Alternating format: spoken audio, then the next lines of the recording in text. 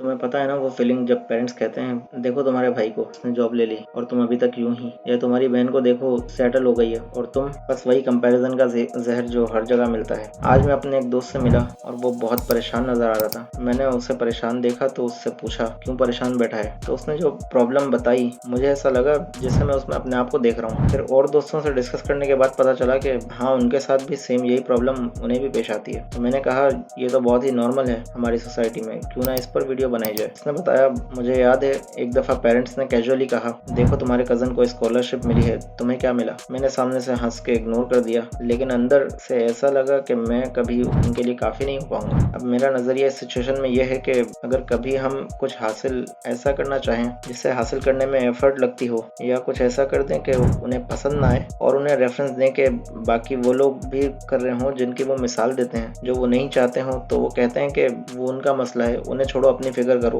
वो उनका नसीब है। जब बात स्कॉलरशिप या जॉब की आती है तब ये खुद उनसे कंपैरिजन करना शुरू कर देते हैं। मैं ये नहीं कह रहा कि कंपेयर ही ना करो, कंपेयर करनी हो तो वो एफर्ट भी कंपेयर करो जो एक बच्चा आपकी पसंद या डिजायर चीज को हासिल करने के लिए कर रहा है। कम से कम उससे आपको नसीब का फर्क तो पता चलेगा कि हाँ, अगर कोशिश ही नहीं कर रहा कोई बच्चा तो प्रॉब्लम की बात है। तब मैं समझता हूँ कि आपका उसको एफर्ट करने के बारे में लेक्चर देना भी बनता है। अब अगर वो बच्चा एफर्ट भी नहीं कर रहा, एफर्ट भी कर रहा है, उसके नसीब से उसे नहीं मिल पाता फॉर अ टाइम बीइंग, तो वेट करो थोड़ा। किसी के नसीब में जल्दी लिखा होता है, किसी को देर से भी मिलता है। कुछ तो पेरेंट्स उसे ये ताने देने लग जाते हैं इसको देखो या उसको देखो, फिर वो सोचता है जिससे मेरी अचीवमेंट जो अब तक हासिल की उनकी कोई वैल्यू ही नहीं है। और फिर उसके बाद सबसे बुरा क्या होता है, हम जैसे लोग एफर्ट भी करते हैं और उनका रिजल्ट अच्छा नहीं आता, तो बार बार सुनकर वो खुद अपने आप को कंपेयर करना शुरू कर देते हैं दूसरों से। इंस्टाग्राम स्क्रॉल करते हुए सिबलिंग्स के अचीवमेंट्स देख के लगता है कि आपकी प्रोग्रेस बिल्कुल जीरो है। फॉर एग्जांपल,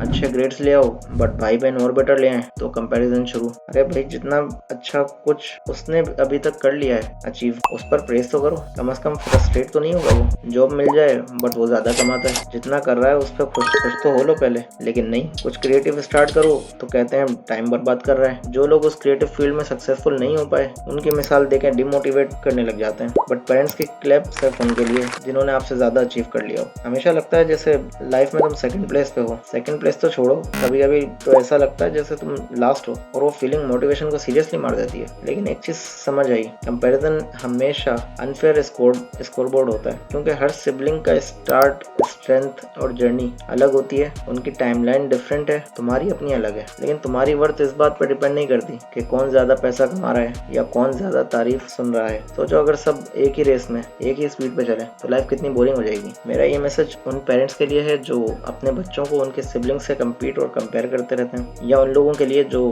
खुद अपने सिबलिंग से कम्पीट करते रहते हैं कि सिबलिंग से कम्पीट करना यार बंद करो। कम्पीट करना ही है तो अपने कल वाले आप से कम्पीट करो और दूसरों की सक्सेस को सेलिब्रेट करो बिना जेलसी और अपने आप को छोटा महसूस करते हुए। अपनी सक्सेस डिफाइन करो, शायद तुम्हारे लिए वो पैसा होगी, या शायद फ्रीडम है, या फिर शायद पीस ऑफ माइंड। आखिर में जाने से पहले कहूंगा कि तुम्हारी लाइफ उनकी कॉपी पेस्ट बनने के लिए नहीं बनी। तुम्हारी लाइफ तुम्हारी कहानी है। अगली दफा जब कोई कहे देखो तुम्हारे भाई बहन को, तो अंदर ही अंदर सोचो वो उनका पाथ है, मेरा अलग है। अगर तुम्हें भी कभी सिबलिंग कंपैरिजन फेस किया है तो कमेंट में यस लिख दो, तुम अकेले नहीं हो। और अगर वीडियो पसंद आई तो लाइक, शेयर और सब्सक्राइब जरूर कर देना, ताकि इस तरह मजीद लाइफ प्रॉब्लम्स और उनके सॉल्यूशंस के बारे में बात होती रहे। अभी तक के लिए इतना ही, फिर मुलाकात होगी अगली वीडियो में। तब तक के लिए अल्लाह हाफिज।